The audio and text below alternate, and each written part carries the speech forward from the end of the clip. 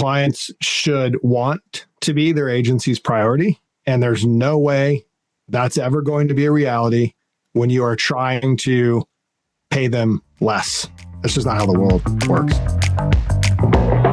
Welcome to Contrary to Popular Opinion, a podcast hosted by DigiDay Digital. In each episode, we bring you provocative topics and novel perspectives around leadership, business, and marketing that defy the norms because exponential growth demands unconventional thinking and visionary action. So open your mind and let's get into this week's episode.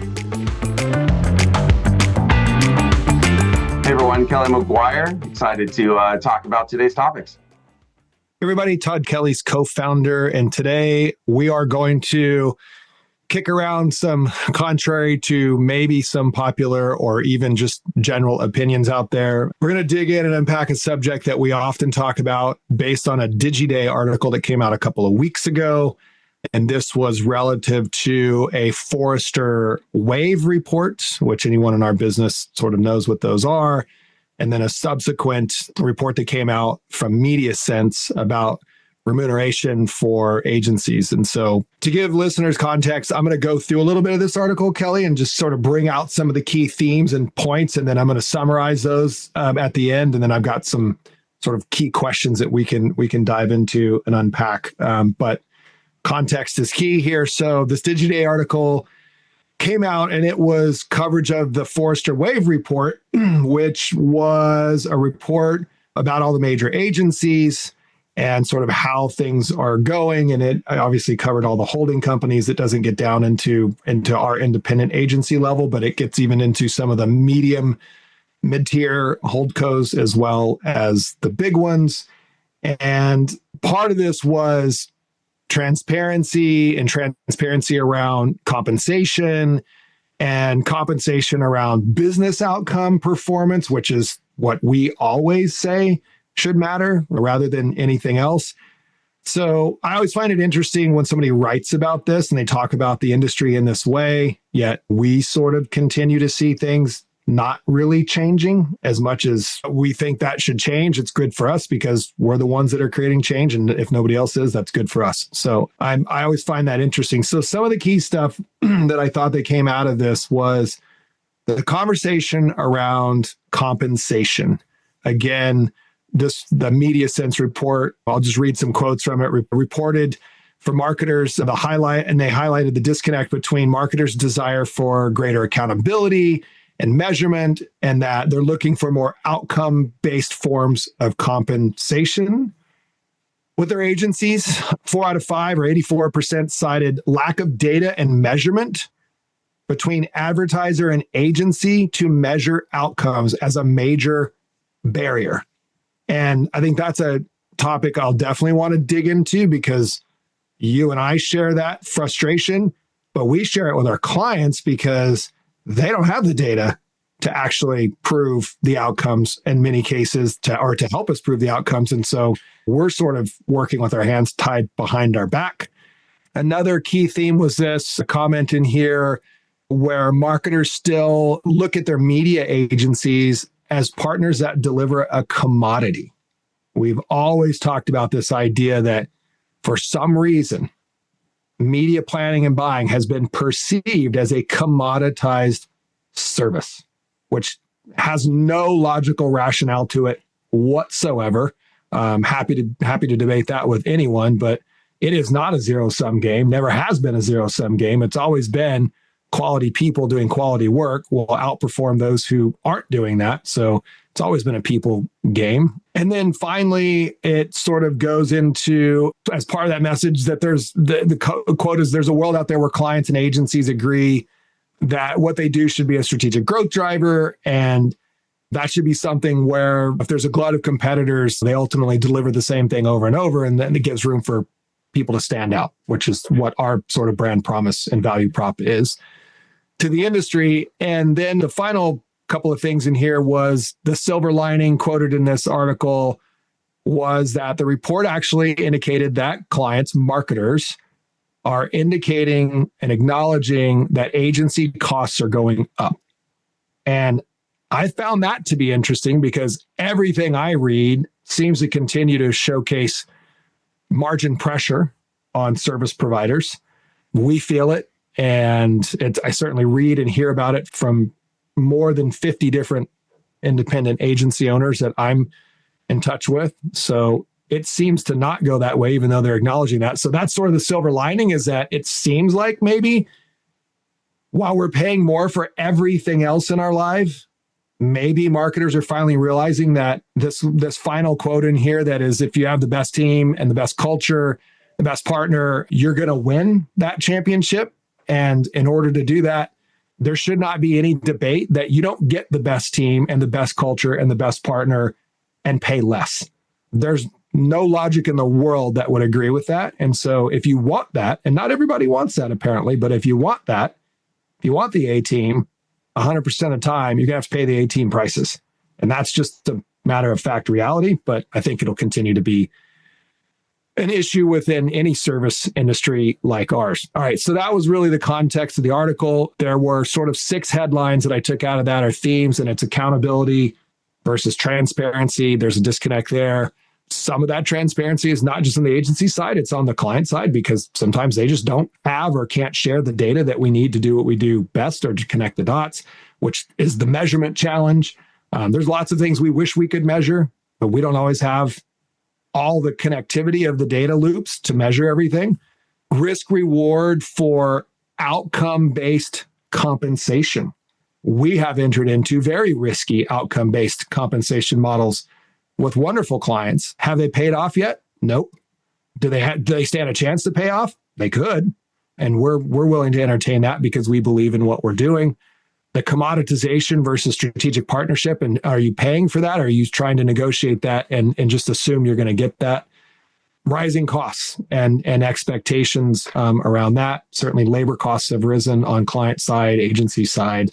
The cost of a computer is more for a new user. Cost of services are more, so on and so forth. So that's the table setting of this article, which I love. Anytime somebody talks about this, it's our favorite subject to talk about. So I have sort of 3 questions for us to kick around. The first one is, do we think clients are justified in their demand for more of this transparency from the agency? And whatever that transparency is, it could be, I don't know, media transparency. It could be ad tech transparency. It could be staffing plan and hourly rate transparency. It could be, I don't know what it could be. It could be all those things, right? But just the idea of the demand from a client to say, hey, I want you to lift up the kimono and I want to see everything under the hood. And if you don't show me that, you're hiding something. And I mean, I'm not going to work with you, or I'm going to pay you less, or whatever. So this whole idea of demand of transparency, what do you think? Yeah, so I think there's a lot to unpack there. Obviously, you covered a lot of different things, and I have a lot of different thoughts around it. And I'll try and keep this as focused on the specific questions you give as possible. I think one thing that I want to paint the picture back to that you said to start out, and then I'll go back to your question, is kind of giving an analogy of the way I look at it. When we talk about the commodity component, it brings to mind the analogy in sort of the car world, right? You can have an assembly line car, or you can have a handcrafted, craftsman-driven Ferrari. And technically, they both drive, they go to the same place, all those same things, but it's very tangible and easy to understand the differences there. And so I'll come back to that analogy when I think about kind of the realities, and that we see this so clearly in other parts of life, but for some reason in certain industries or certain service type things, it gets lost in the shuffle a little bit. Circling back around to your question around the need for transparency, my first answer goes more around, if you are in a client agency relationship where you feel compelled or the need to require that level of transparency, my argument is you're probably in the wrong situation. And it's more of a symptom of a bigger problem that is a concern or a worry that you have. Because I would argue, and again, this goes back to the commodity component, that I do not see this as the right relationship, the right service that you should be getting should be less media buying as the singular service or commodity that you're buying, and more the experience that you're invested in. This is that partner side of things. This is what you're going through. This is what you're experiencing. And if you are on a day-to-day basis, getting the experience out of your agency that you expect, that is driving value, that is proactively contributing to the benefit of your business, if you are getting the right conversations, if you're getting the right questions, if you are getting the right information and the data and that engagement is happening in a way like it was your employee, like it was someone that worked for you, that was thinking about your business and was challenging things and was highlighting problems and going through that, there shouldn't necessarily be this need of, do I need to dig in and go further, and what am I not getting, or am I getting value out of my money? I mean, it's a value-based service, right? You should be experiencing the value that you pay for. We always make the joke that we don't want any clients writing checks to us that they're not happy to write, that they don't feel like we're earning and that we are delivering value against. And that's easy and sort of hyperbole to say, but I mean, it's really true. Now, so hold on. Let me jump in on this real quick. What do you say to that, though, in that situation where maybe the people that are seeking this transparency or aren't really the people involved in the day-to-day relationship? For example, we could have a beautifully wonderful relationship with our day-to-day marketing clients and our marketing directors and people that we work with on a regular basis. It could be some CIO, CTO, CFO, COO, whatever person's lurking in the background saying, well, I want to see this. And they don't know you and I from Adam and Eve, right? So the relationship right there from the person's asking goes out the door. No, it's perfect timing. And it leads me to my second point. And it's timing that we're recording this. I literally just got off of a call with one of our clients that is helping us go through this exercise where leadership is asking these questions, and they are positioning down on the pricing and what should it be and where is it as a goal. And exactly what I said with them is, that's a reasonable question. You're cutting a check, you're writing a check, and you're spending money, asking what you're getting for it and what to expect from it, and if things should be a certain thing versus a metric that you're getting. Reasonable questions. If I was in their shoes, I would want to know those things. Now, the reality is the answers aren't always as crystal clear as you'd want them to be. There's a lot of caveat and nuance and variables and things that are in there, but you should not be discouraged from wanting to know that information and go through. And so the other side of the coin, well, I do very much believe that if you feel the need to have that level of transparency and you have a concern or you don't see the value that you feel like you have to dig into, that's a symptom of a problem. But on the other side of it, transparency shouldn't be a problem at all. There shouldn't be a hesitancy or a reason to not share that if there is a desire for it. Going through the exercise of laying out, here is the work that we do for you. Here is why we make the decisions that we make. Here is what we are driving. Here's the cost. Here's where your dollars are going, because that's what we're responsible for clients, right? We are stewards of their money. We're fiduciaries of, you are making an investment and seeking an outcome. It is our responsibility to be the expert that takes those dollars and makes the best informed decisions to make those dollars go as far as possible. It doesn't always work. Media is not as simple as put $1 in, get $2 out. I'd love it if it was. There's so many variables that are outside of what media can control on its own that determine whether or not there is the outcomes that you want. And we'll put a pin in that because that's going to be part of the conversation on why it's hard to do strictly performance-based compensation models.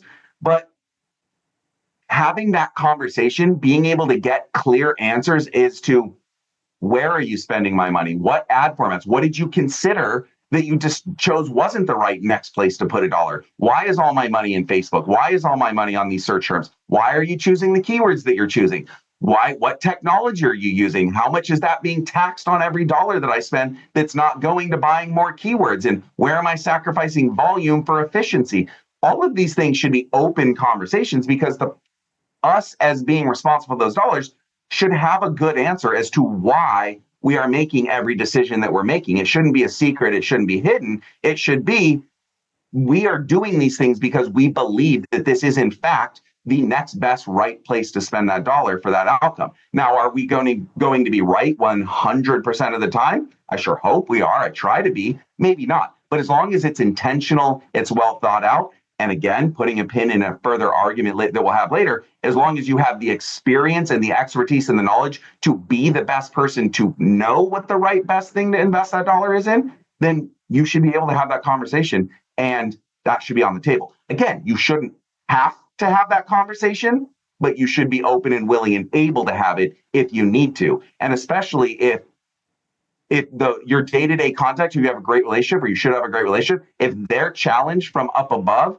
from someone who doesn't know it, and you need to simplify the story and arm them with that, you should easily be able to do that. You should be able to go through and say, yes, you're spending $1 million with me, and here's where those dollars go, and here's why I'm doing what I'm doing. Here's why it's the right thing. Here's why I am doing the best I can for what I can control on your behalf, because that's your job. That's what you get paid. Whatever fee you get paid is to do that. I agree. I guess we have to try and get everybody else to agree to that. All right, so let's talk about risk and reward and sort of compensation. We have long discussed this, and our business model has always been about risk and reward. We have a unique business model. We put a ton of risk up front. It takes a long time to recuperate that. There is a big risk in that, and sometimes there's a nice reward and payoff. So the question is, should agencies take on more financial risk for potential higher rewards, or is the current model just sort of safe and don't mess with it type of a thing? That's the key question. And I think part of that is, are we just simply supposed to be immune to the rising costs of labor and ad tech? And that for some reason, our clients are just supposed to be immune to those costs rising for the service provider, and we're just supposed to, I don't know, figure it out. Wouldn't you argue that that might be why agencies might be doing things under the hood to make up missing margin, because they simply cannot pay the increase in labor, the increase in ad tech, and yet still charge the same thing or less and make ends meet? So there's that part. That's part A. How are we supposed to do more and get paid less? And then part B is, should agencies consider more risky financial arrangements with their clients, as we have? I don't suppose the big ones can do that. Maybe they can. I don't know. They're publicly traded companies, so they probably can't risk their shareholder value. But on the indie side, maybe that's more possible. What do you think about part A and part B? Yeah, to be careful here, or else we're going to end up with a 3-hour-long podcast here. So I'm going to try and keep it as succinct and summary as I can. So, I mean, really where my head goes with this is again, it's carrying off of what we just talked about, which is, well, why would someone be hesitant to the transparency and the openness to basically what I just said? And this is where it's a very slippery slope on what the realities are. The only reason in my mind that you would be less than ready to have that conversation, or not necessarily want to go into that, is if not necessarily you have something to hide. I'll temper that down a little bit into maybe something that you're less than totally proud of, right? If you aren't deploying the best talent on there, if you're not going above and beyond and really pushing into the boundaries and exploring every rock and really taking on that partnership responsibility of pushing through, if you are cutting corners or maybe not doing quite to the nines, you probably want to be able to have some deniability and some protection before that gets uncovered and you're sort of exposed in that way. And where that happens, and again, this is something I feel like you've lectured me on a lot, is, and I do believe that the vast majority of people have the best of intentions and desires for the most part. They want to do the best work. So if I then assume that as a for granted, which is a slippery road, but let's, for the sake of argument, say that's the norm, what would cause that to not be followed through upon? And then that comes into the business structure problems that force certain hands, or can force hands if you're not careful, which is there's only so much fee or compensation in place, which means you can only afford to pay for so many hours from so much senior leadership that has such a high salary that goes through, and only so many times, and you have to maximize it out. And so this is where you end up with, well, I can't afford my 6-figure salary person on there. I need the freelancer to do it, or I need the outside resource to do it, or I need a tool in machine learning that can generate efficiency at the sacrifice of certain things. Like, you start to have to cut these corners and find these areas that I would argue oftentimes lead to less than the most ideal results, which then has a waterfall and trickle-on effect that kind of can create this environment of, now it's a shell game of I have to appear to be delivering on what you most likely did to win the business, which is promise the A team or promise the world. but now you don't necessarily have what it takes to always show up and do that. And so it's this very interesting opposing objectives that exists between what it takes to win the business. And sorry, this is going to extend on to the next thing. It takes a lot to win business these days. You have to promise the world. Like, no one's hiring an agency that came in and said, I'm going to do mediocre work for you. I'm going to put in, my B team on your business and it's going to be good enough. Like, you win business by promising the world and then figuring it. And oftentimes it's a salesperson who not even involved in the execution after the fact all that much. And so it's a whole different set of people that may not even work at the agency yet, who's going to have to take on those promises and fulfill upon them. So that's a whole problem that exists as well. But, and then you have this opposition of rising agency costs and what we have to go through. And then you have clients who are under that same pressure, right? They need to lower their costs. They need to maintain results. And so they can't just be like, sure, your costs go up, I pay up. But they're not lowering their costs. Just a quick interjection on that point. They're not. So if you're a CPG food product that's being sold at grocery retail for the last 3 to 5 years, you've done nothing but raise your prices. Why? Because the rest of the supply chain has raised their prices. They're not in the business of distributing those profits around. They're in the business of maximizing their bottom line and the pressure they're under. And so it automatically creates everyone's trying to maximize everything everywhere. And it creates this conflicting relationship dynamic if the relationship is not built in a mutual way where there is an understanding of, if we all benefit together, all rising tides lift all boats kind of thing, where there is that synergy and things go up and down together. Sometimes for us, like, how many times do we have to make decisions for clients where things aren't going as well as they are and we don't track hours for a reason? We're like, look, it's all hands on deck. I'm not tracking how many hours or how many meetings or what's in there. We have to figure this out. We took on the responsibility of a client's outcomes, and it's on us to at least do our part in solving the problem, regardless of how many hours I have. Like, there's no comptroller over us saying, you have 6 hours to figure this out. And if you're on hours, you got to wait till next month to solve this problem, right? We have to be problem solvers. But to your point, we have to be paid to be problem solvers, not service providers. Like, there's all these different ways to look at it, and what you get what you pay for, and all these problems. And I'm kind of going all over the place here, but there's so many different angles and components to factor in here that it gets really tangled really quickly. Well, the matter of fact point of that story is, and people may disagree with this, is me as an agency owner, my job, part of my role in our relationship is hiring and staffing to service our business and deliver on our brand promise. In order for us to deliver on our brand promise, we have to hire premium people, because that's our brand promise. It's a premium service brand promise. So I have to hire premium people and I have to pay premium wages. How am I supposed to provide that work for industry average or less? The mathematical equation, you could be a second grader to understand that doesn't work. Yet that's what this article talks about, is that maybe some clients are starting to realize that, yeah, things are going to go up. But the large majority, people still believe, hey, I got to cut, to your point, they got to cut costs. They got to try and make up where they can, all the while they're charging more for their product or service that they're selling to whoever they're selling to in many cases. So none of it really makes sense. But the point of this question was, should agencies consider more risky financial arrangements like deferred comp or compensation based on hitting certain KPI milestones? Like, we're going to get paid a base fee. Basically, we break even. We're not making any money.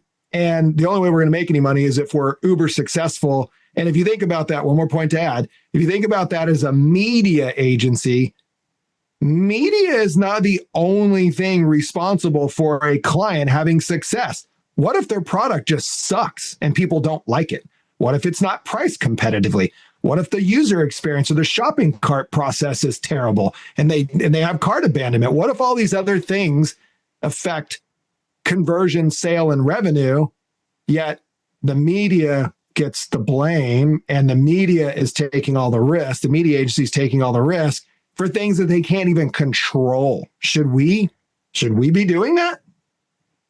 I want to answer that, but I don't want to get lost in another point really quick. So I'll come back to that. And if I don't circle back around, please let me know. But because you said something really important there where we have to hire and we have to find the talent. We have to get the people that are able to fulfill on the promise. And this is where I go back to the experience. And I think this is the uncertainty and the unknown of what we do and the sort of behind the curtains nature of some of what happens creates some of this problem, right? Because if you don't know, if you're not exposed, if you don't have the experience that I'm talking about that makes it crystal clear what you're receiving, it's really hard to know, like, what is the difference between a tool running Google search or, again, someone overseas making $5 an hour doing it versus someone who's got 20 years of experience and is great at doing it? Like, unless you are seeing these incredible results, which again is not always singularly controlled by the media only, it's hard to necessarily know exactly what's happening in the back end and all these things that can be done from terribly to, really incredibly, but that's not abundantly clear. It's not in your face. It's not crystal clear. Like, for example, creative, right? You can see the outcome of creative. Like, I like the way that looks. I love what was produced for me. There's no ambiguity as to what did I get out of my money. It's in front of my face and I either like it or I don't like it, or it hit the mark or it didn't hit the mark. What we deliver isn't always that obvious and that clear and that known. And it creates this black box of possibility that I think gets exploited a lot. That idea of the black box of what gets done is heavily exploited in this problem. And I will add, one of the biggest problems that exists in our industry is there's always somebody willing to overpromise and underdeliver. Promise the world for cheaper just to get someone to move and commit. And they don't care if they only get it for 6 months or a year and they lose it because it's revenue and it's a churn and burn system. And it creates this problem where you're constantly in this defensive mode of, we are delivering value, we're going above and beyond, but someone's whispering in your ear, I'll do it for cheaper, I'll do it just as well, I'll promise you the world. And how do you know what you don't know if someone's really good at selling that and making you believe and promise it? I think it's a self-fulfilling problem overall. It is. And that question that you wanted to come back around to was, should agencies take a financial risk position with their compensation at all, case by case, never just I think there's a couple of considerations to it. I love that idea. I definitely do. And we've done that. I think there has to be a very specific set of circumstances and tolerances in place to make it practical. As you said, there's only so much control that media has, right? So if an agency takes on the risk of, we're not going to make any real profit, unlike, we're not a charity, it's a for-profit business, right? There's risk involved, there's opportunity cost, there's major opportunity cost in taking in business, especially at an independent level. There's only so much excellent talent to go around. So factoring the opportunity cost that you're factoring in there, and then looking at, what if we do the best job that you can possibly do from a media perspective, and one of those other variables that we have no control over creates a less than ideal outcome, right? What if they run out of inventory? What if their website goes down? What if their CMO quits and it just goes downhill from there? What if they get sued because they don't have the IP that we knew, or the copyright that they want? Like, there's so many things that you put up to risk that you can't control, and then it's out there. And so then you have to look at, let's say you vet that all out and you feel pretty good. This is a good company, well-structured, good product. I believe that it should be able to, there's every reason in the world that it should have the chance to succeed, especially if we fill the gap that we're being brought into. That should put fuel on the fire, right? There's something tangible there to believe in, and we should be able to help exponentially grow this thing, which is, again, our job and our role. Let's say you believe that. Now you have to have the tolerance for compensating for the risk, right? If I do my job and I get paid for it and I take on the opportunity costs and everything, I need to get paid for that at a certain degree of profitability. And I would argue the better you are as an agency and the talent and everything you bring in, like anything else, the more valuable that time and that profit level should be. And so if you're risking that or deferring that or whatever you want to do, you have to be exponentially compensated on the back end if you achieve those results. And I would argue it's not a one-to-one, right? If you're going to defer half of your fee or whatever your profit margin would be, and then you hit the goal that you've agreed on, you should probably be making 3, 4, 5x what you otherwise would have if you just took the fee in the first place, because it's that actuary math that you have to come through and be like, okay, what is that risk and possibility of not getting paid out? And this is what sports betting does. What's the probability of an outcome versus the payout? This is why if you do a parlay, the more you go through and the less likely the outcome is, the higher those crazy payouts become. It's not unlike that consideration that you have to think about. And not everyone is tolerable to that. And honestly, not every business is conducive to that. Like sometimes, especially if you're in a startup, which is often most friendly to these types of things, you kind of need to know where your dollars are going to end up. You can't just be like, well, I got my results, but I had a big payout. Sometimes you can, because it's easier to spend money that you get if you achieve a result than it is without it. But these are all the complicated factors that have to be thought through. So it's not just as easy as being like, it'll be crystal clear the role we played and the goal you hit, and there's no other factors outside of our control. So this is an easy process to come to. Yeah, the sports bet analogy is perfect because it is a gamble. It's a gamble on both parties' sides, but I don't know that the client hiring the agency and asking the agency to take a financial risk based on that really is taking equal side of that, right? They're going to get what they're going to get, pay what they're going to pay, and they only have to pay something if they have success. They have no risk. The agency is the one that's taking, I guess the risk is it doesn't work and their business doesn't grow or whatever. You risk that no matter who you pick, because exactly, you're going to risk that anyway. Yeah, the agency is taking all the risks. So I find this fascinating that this article is prompting the conversation of agencies taking on more risk. But to your point, why would you do that unless the upside is going to be more than what just equal payout would be? I think is the bigger part of the conversation. But I want to move past this subject because we've beat this one up. But that's where we'll leave that question. If brands out there, if you want us to take on more risk, you have to be willing to give us more upside. We'll leave it at that. A future of agency client relationships was also sort of the final point in here, and it sort of opines about, are they more collaborative now or heading in that direction? Are they getting more increasingly transactional?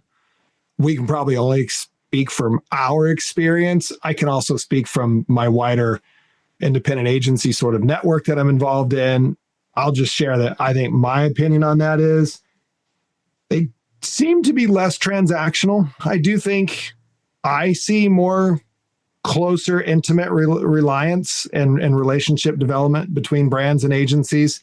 Again, this is on the indie agency side. I don't know what it looks like on the big holdco side of things. I would say it looks less transactional unless you're just sort of a one and done, like a website type of thing. You're just building a website. But even those firms would argue that there's more work to be done after you build the website that's ongoing. And I think part of the trend, even though I think they're going more collaborative, part of the transactional piece that I have seen, which plays back to something we've been talking about in this conversation, the transactional nature of the agency that does sell the work for a cheaper price. And I've literally heard the people that did that say, and now we're just going to go hire a cheap offshore team to do the work because that's all we can afford to do to make a profit. And so because the client paid us what they're paying us, now we're going to go deploy an offshore team for, 1/5 of the labor cost. And that's what the client's going to get. Client doesn't necessarily know that. They think they're still getting a great product or premium service, and yet it's being fielded and serviced by an offshore team at a fraction of the cost. Anyway, more collaborative or more transactional? What have you witnessed? I'm going to make a pretty bold blanket statement. In my experience, maybe this isn't true for everyone, but I can say I can't think of a single scenario, whether it's media, whether it's development, creative, I can't think of anyone I've ever heard say, I took the cheap, out of the box, commoditized route, and I was thrilled with the outcome. I loved it. I loved what I got out of it. It was exactly what I wanted. I've heard endless numbers of stories of, I tried it. It was a nightmare. It didn't work out. I had to undo it. I had to redo everything. It's just, maybe there's someone out there that has figured out how to just templatize it and create the machine, and it somehow works now. I've never heard. I've never even heard that outcome of I just set it up in Facebook and let them run with it. I just set it up in Google and just let them run with it. I just set it up on this tool or this wizard and it just ran and it was perfect. And I got everything I wanted out of it, all the insights and the data and the learnings, and it was wonderful. And I never had to touch it. Like I've never heard anything even close to that being the outcome, because I wouldn't expect it to be possible in that front, because I do think the collaboration component goes back to the experience that you should be developing. That is it. Like you should be hiring an agency, and this is the hill I will die on. I've said it 100 times. It should be like you are hiring employees of your company. You should experience it like you're hiring employees of your company. You should rely on this partner to fill as many marketing gaps as possible. Yes, they might buy media for you, but it should be so much more than that. And it should be an evolving relationship where the people working on your business and learning it and understanding it stay with it over time, and they understand your business. They understand your nuances, and they have a history of knowing what does and doesn't work and what's been tried and where it's been. Just like having an employee who's been with you for 5, 10, 15 years, there's so much value in the history and the knowledge and the evolution that they have with your company. If possible, that is what you should get out of your agency. It honestly should not be easy to just replace an agency that's been with you for years with a new person. That new agency should have a very hard time, because they have to onboard and learn and understand the nuance and dive in and get the history and all of that. If you feel like you could just get rid of your agency tomorrow and replace it, no problem, again, that's a big flag of the wrong problem, the wrong symptoms. You should feel like you would experience a lot of pain if you lost your agency, because they know your business so well and they ask questions you don't even think to ask about, and they bring you ideas, and they're challenging things that you didn't think to challenge, or they're picking up the phone when you have an emergency and they know just where to go and just where to answer, and they're trying to help you solve problems.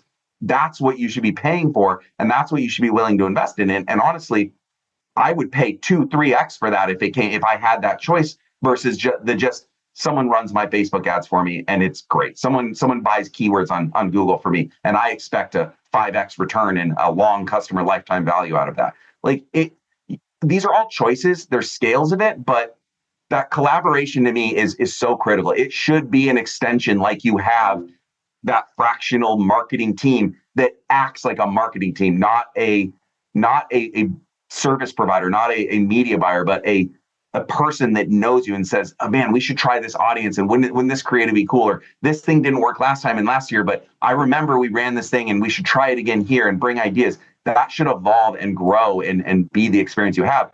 And you should be willing to pay for that, just like you would be willing to pay for your own employees. And you pay the salary of the good, experienced, great person who should bring commensurate value with what they command in terms of compensation.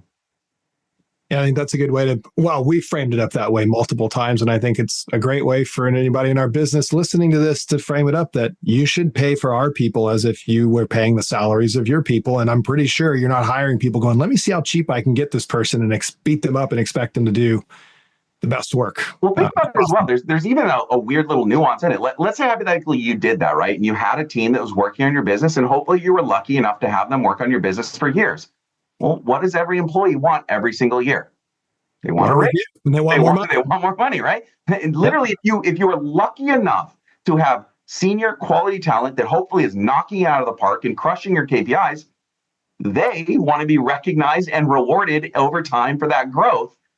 But you don't usually review the compensation you have with your clients every single year and have it go up and commensurate. Again, it's content. You don't even make the connections between something as simple as that reality in an ideal scenario. Well, you and I make that connection, which is why we're bringing it up on this podcast. I don't know if anybody's listening to it, but that's the idea, right? Like, how can you expect to pay less when everything else goes up? There's no common sense or logic that supports that rationale, yet companies and marketers are faced every day with trying to cut costs, as if cutting costs is going to somehow improve their bottom line long term. It'll improve it short term, but if you're cutting those costs and your marketing efforts fail as a result, your growth is going to be stunted. Now you have a bigger problem down the road versus the short term gains you got out of cutting costs. But I digress.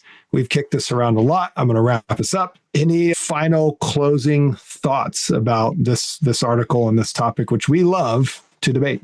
I mean, again, for me, it's understanding and taking the time to really think about, this is no different than everything else in your life, right? It's thinking about the other side of the coin. I oftentimes feel like I benefit greatly by putting myself in the shoes of the other side. And that includes clients, right? Like I said, when I just got asked this by our clients, the challenging of, should we be paying this? Rather than being defensive and saying, well, why would you ask that? Don't ask. I was like, okay, if I was in that role, I would have this question. That'd be valuable information to me.